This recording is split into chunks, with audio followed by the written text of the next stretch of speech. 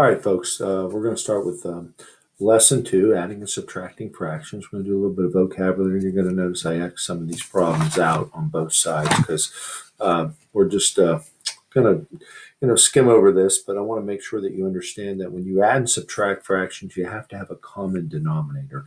And the denominator is the bottom number, and it's going to have to be common, so which means they're going to have to be the same. So anyway, let's go ahead and get started here and hopefully we can get a good understanding of this. So, number one, first thing we're going to do is we're going to find the least common multiple. All right. Number two, we're going to rename each fraction.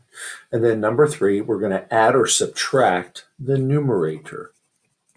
And I'm going to abbreviate that, numerator, and leave the denominator the same. Now, what's all that mean? Okay, so let's take a look down here at the first one, number one, and let me make sure that you're on the right page there, or you can see me. All right, so when I look at this, all right, instead of listing all these out, I'm going to kind of look at these two, and I'm going to use a common denominator of 12, okay? Now, you always can get a common denominator by multiplying these two numbers, or you could list the multiples out, right? Like 3, 6, 9, 12. But these are pretty easy ones. So I'm going to rewrite these with a denominator of 12 plus, and that's 12. 3 times 4 is 12, and 4 times 2 is 8. And 4 times 3 is 12, and 3 times 3 is 9. Once I have a common denominator, I'm just going to add the numerators, and the denominator is going to stay the same. But the problem is we don't want to leave this as an improper. So to change an improper to a mix, we're going to divide it out. So we would chop it down like so. 12 goes into 17 one time. That is 5. 5 is my numerator, and my denominator doesn't change. So we end up with 1 and 5/12. Okay. Let's come over here to number 3. We have 5/8 minus 1/12. Well, I'm thinking of the multiples of 8, 16, 24, right? 32, 12. Oh, 24 is it, right? So I'm going to rewrite these with a denominator of 24. 8 times 3 is 24, and 5 times 3 is 15. 12 times 2 is 24, and 1 times 2 is 2.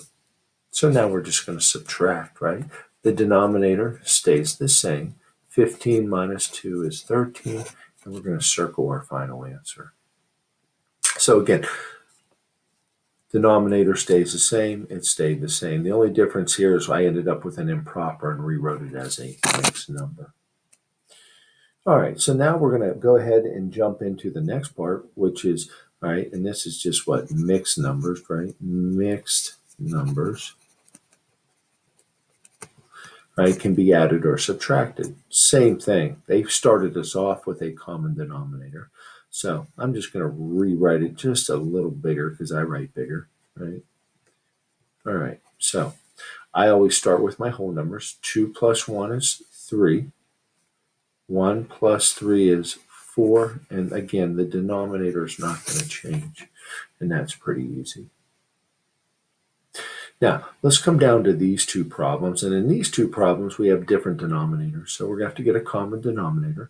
And I'm going to write it. So let's just use 15 here. 5, 10, 15, and 3 goes into 15. So we're going to rewrite it with 15.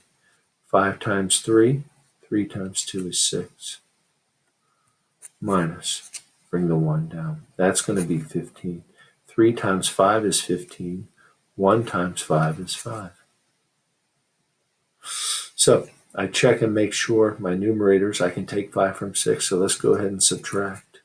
2 minus 1 is 1. 6 minus 5 is 1. And the denominator stays the same. So it's 1 and 1/15. Okay. All right. We're going to do one more here, and then we're going to go to the other side. We're going to have to do some regrouping, which is a little bit more involved. But again, pretty easy. We can see that the common denominator is going to be 8. So I'm just going to rewrite this as 5 and 7/8 minus. That's going to be 8 times 2 times 2. So this is equal to that. And we're going to end up with 2 and 5. 8s. Okay, so that was pretty easy, pretty fundamental stuff. Let's flip over to the other side and see if we can get into some different problems here. I'm not going to worry about this up here because I don't think that's pertinent to what we're doing. You can make this too hard. All right, we have 1 minus 5/7. Okay, we have a whole number minus a fraction. So what we have to do is figure out, well, what fraction would equal 1? So you know what I'm going to do? I'm going to rewrite 1 as 7/7 because 7/7 equals 1. Think of a pizza. If I ate 7 pieces out of 7 pieces, I eat the whole thing. All right? And I'm going to rewrite this fraction down now. Now I have a common denominator, and here we go. 7 minus 2 is 5. Bring the denominator across is 5/7. And the reason I picked 7 here is because the denominator here was 7. Look, we have the same type of problem here, but instead of writing, 7, right? And first off, it's 2 minus 3/10. I'm going to rewrite 2 as 1 and 10/10. 10/10 is 1 plus 1 is 2 minus 3/10. I have the common denominator, and it's nice. 1 minus 0 is 1. 10 minus 3 is 7/10. 1 and 7/10, right? Okay, so we're going to continue on here. So now down here, we're going to have to regroup. Okay, and this is going to be a little bit different.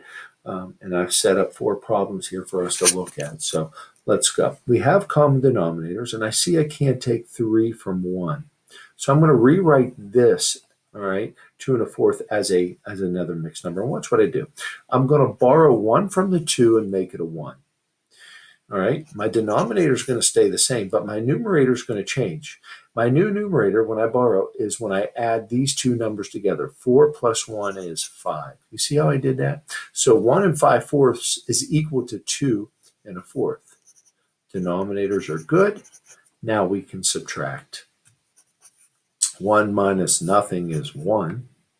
5 minus 3 is 2. 1 2/4. Well, we know 1 2/4 will simplify to 1 1/2. So, okay. Let's try that again on number 14. All right. I know when I look at this problem, when I survey this problem, I see that I can't take 3 from 1. So I'm going to borrow 1 from the 4 and make it a 3. To show that I borrowed 1, I'm going to take the denominator and the numerator and add them together, and that's going to be my new numerator. And I'm going to subtract 2 3/10. 3 minus 2 is 1. The denominator is 10. 11 minus 3 is 8. Let's go ahead and simplify that down. All right, bring the 1 over. Divided by 2 is 4. Divided by 2 is 5. 1 4/5. Okay, so we borrowed, 1 from here, and we regrouped. All right, we had to borrow. Now, we're going to make that just a tad harder, and we're going to have to get a common denominator, and then we're going to have to borrow. So we're going to be multiple steps here. I'll bring the camera up just a little bit more for you to take a peek. You ready? Okay, so my common denominator of these two is going to be 6. 3 goes into 6, right? So I'm going to rewrite these with a denominator of 6. And this is going to be 6 times 2, and that's times 2. I see I can't take, look, I can't take 4 from 1. So I'm going to borrow 1 from the 5 and make it a 4. My denominator stays the same, but my new numerator is 6 plus 1 is 7. Minus 1 and 4/6. Now we can go to work. 4 minus 1 is 3. 7 minus 4 is 3. My denominator stays the same. That will simplify down to 3 1/2. Okay. Let's try that one more time, getting a common denominator first. Easy one. LCM of these two numbers is 8, right? So I'm going to write that as times 2. Okay. And this is going to be times 2. And that's 8. I forgot my 1 there. Sorry. And that's 7. Now look, I can't take 7 from 2. You can't. You'll get a negative. We don't want a negative number. Borrow 1 from the 2 and make it a 1. 8 plus 2 is 10, minus 1 and 7/8. Remember, 1 and 10 over 8 is the same as 2 and 2/8, which is the same as 2 and a fourth. They're all equal. They're just scaled up. All right, 1 minus 1 is 0. I'm not going to write 0. 10 minus 7 is 3, and the denominator doesn't change, and that's 3/8. So a couple different ways to look at it. I didn't do them all because I didn't think I needed to do them all. But when you're borrowing, you got to get a common denominator and see if those numerators work together. All right, guys, thanks.